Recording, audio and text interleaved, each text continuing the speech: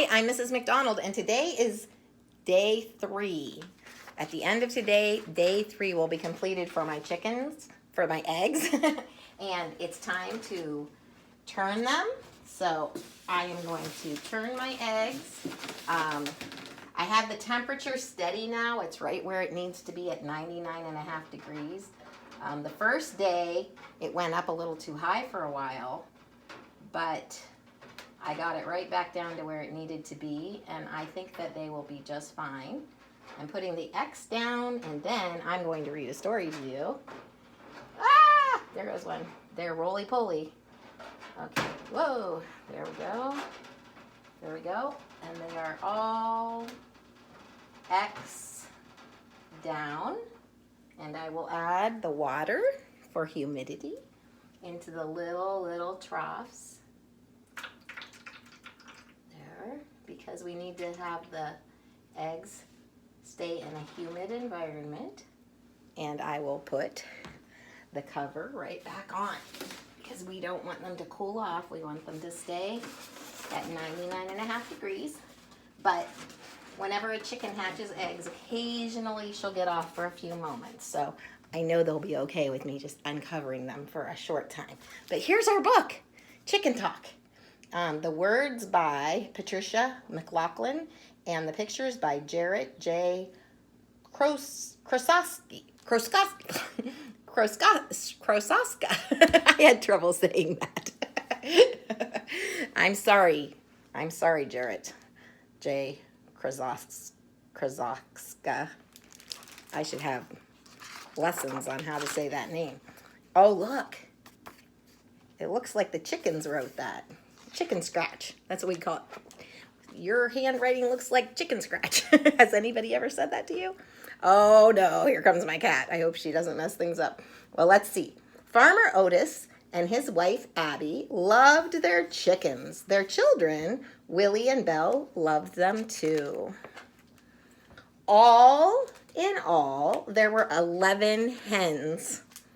Beatrix called Trixie, Grace, Bitsy, Boo, and the 7 white-feathered Joyces named after Abby's mother, Joyce, who loved white chickens.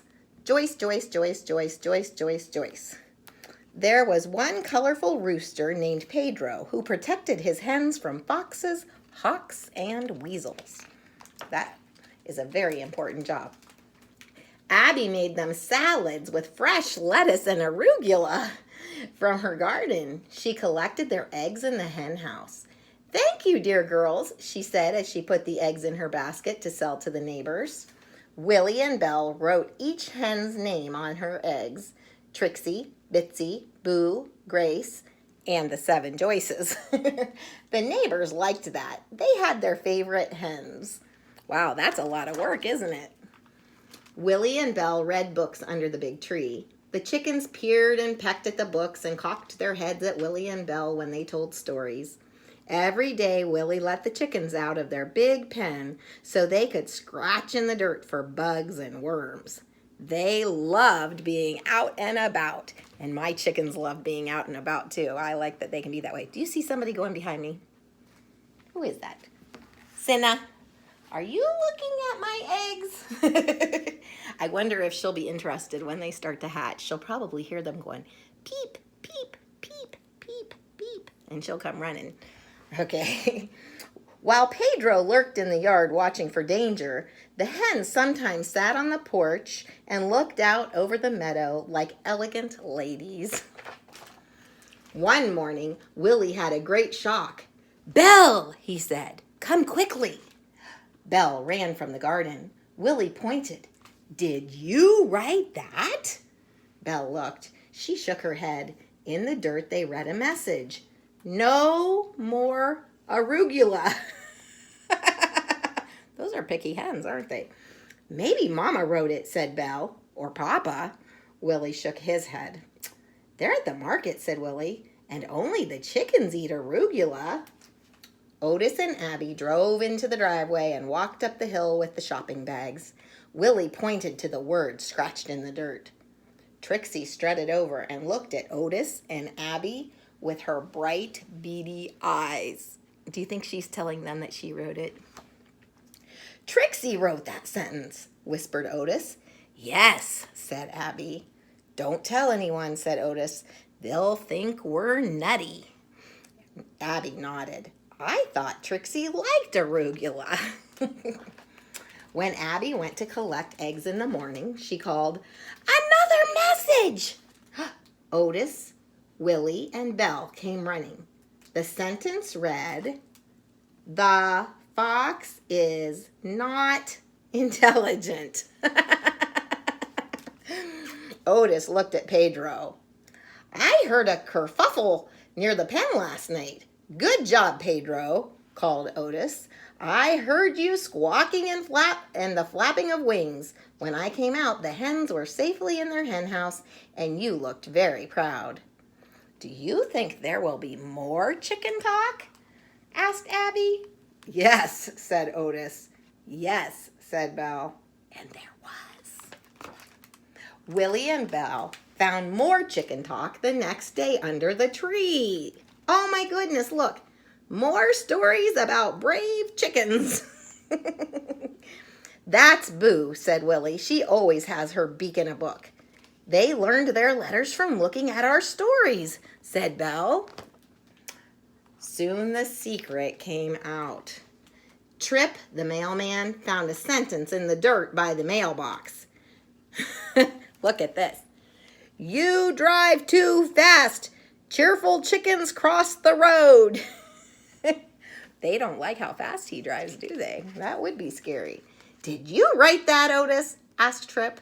Nope, said Otis. Bitsy did. She's bossy. Sounds almost poetic, said Trip. Too poetic for a chicken. No one in town will believe that your chickens can write. I don't believe it myself.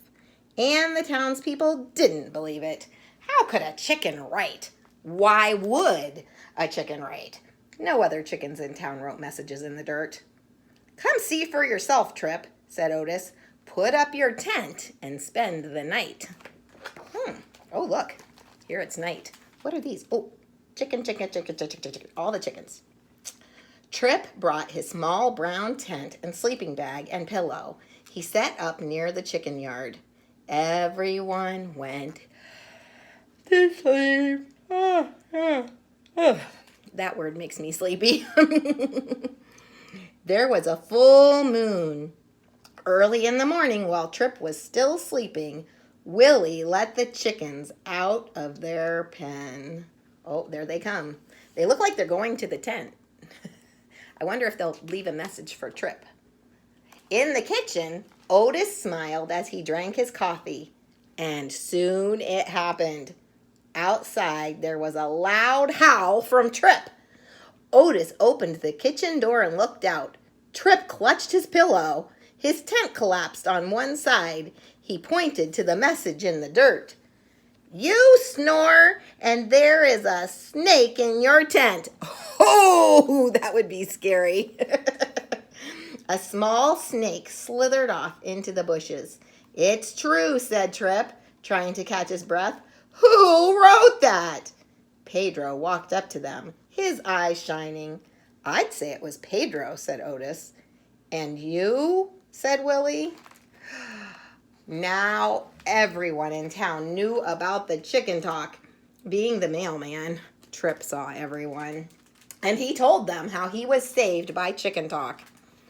Everyone in town bought more eggs and wanted to know the chicken talk of the day. And there was lots of chicken talk. Too hot. Can we have a fan? Much too much rain. We need an umbrella. There are new chicks. Come see. Ooh, that's exciting. I'm hoping that our chicken out in the barn has new chicks. I'm going to go check on her today. Has Grace written anything? Asked Abby one day. Grace is shy. Maybe she doesn't have anything to say, said Otis. Grace was Otis's favorite hen. She had golden feathers lined in black. Sometimes the sunlight made her feathers gleam like jewels. Oh, we love it whenever the sun shines on their feathers. They do look very beautiful. Our black one, our big black rooster, when the light shines on him, You see greens and blues and purples. It's so pretty. She is quiet, said Abby. I like the quiet. But it wasn't quiet for long. On Sunday morning, early, there were 7 messages. Too many Joyces. I'm the real Joyce. I'm not Joyce. And not me. I've never been a Joyce. I'll never be a Joyce. No more Joyces. What will we do? Said Abby. Nothing, said Otis. They'll tell us. And they did. Names were found all over the dirt yard. Willie and Belle discovered them in the driveway and in the pen and by the barn. Josie, Louisa May Alcott, Jane, the real Joyce, Mickey, Emily Dickinson. Oh, look, Belinda. Trip again found one name in the dirt by the mailbox. Who's Belinda? He called. One of the Joyces' new one of the Joyces' new names. Yes, said Otis. And then it was quiet. Peaceful, said Otis. Papa, said Willie. What? We'll never tell all the white-feathered Joyces apart, no matter what they have named themselves. That would be hard, wouldn't it? Otis smiled. I know, and believe me, they'll tell us. More chicken talk, said Belle. Yes. Do you think they'll tell them? Maybe they'll walk up to them and scratch their names right then. Well, that would be amazing. I think I'd have to put little tags on their feet that said their names, because I would not be able to tell the different white chickens apart. That's for sure. Oh, look. In front of them, scratched in the dirt, were 2 short sentences. We love you, and good night. Grace came over to look at them all. Grace, whispered Otis. It was you. Grace, said Abby. Grace, said Willie and Belle together. That was the kind of chicken talk they loved. I think those chickens loved them because they took such good care of their chickens. Anyhow, I hope you enjoyed that story. I'll talk to you later. Goodbye.